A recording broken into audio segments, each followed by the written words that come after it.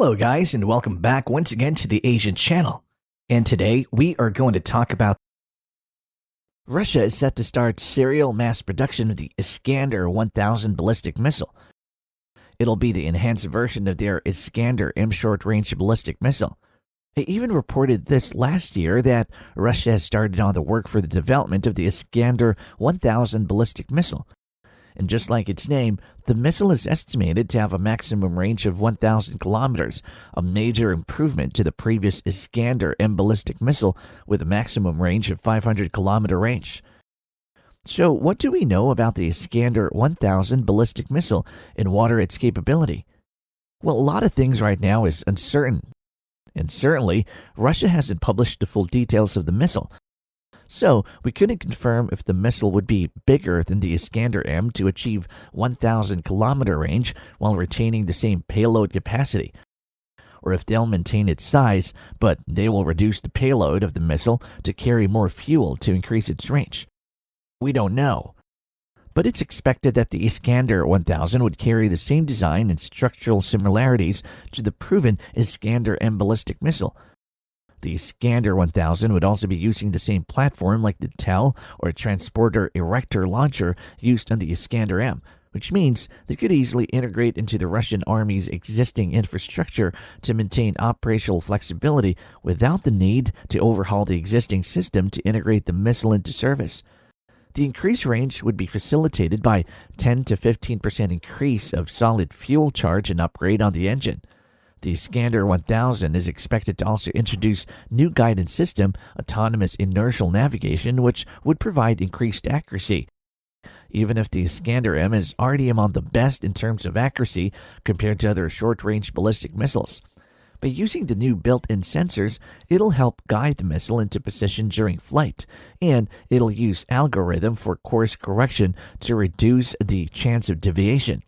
The Iskander 1000 could use GPS or the Russian GLONASS for precise targeting.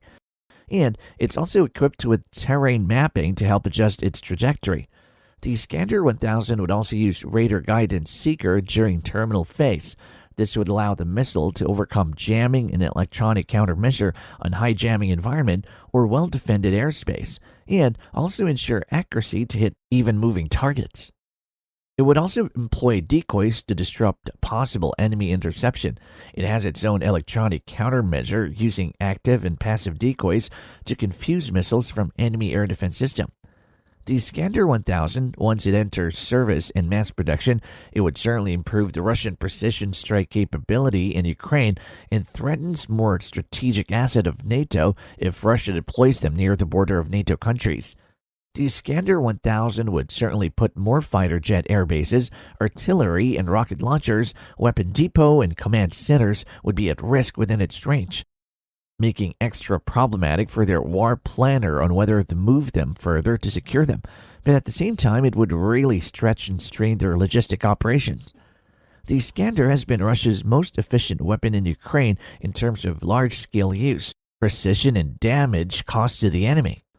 There are many confirmed incidents where Russia was able to destroy the Patriot air defense, the HIMARS, and the ATACMS, as long as the Russian recon team can immediately provide the enemy location to their rocket force. Once they spot them before the enemy could move, they would certainly destroy them. The Iskander missile has also proven very hard to intercept. We've seen footage where the Patriot air defense fired some missile as defensive countermeasure, but the Iskander missile was still able to destroy them, and it was not intercepted. Of course, Russia has long-range ballistic missile and hypersonic missile, but they're very expensive and they're fielded in smaller numbers, so they're only intended to very vital targets.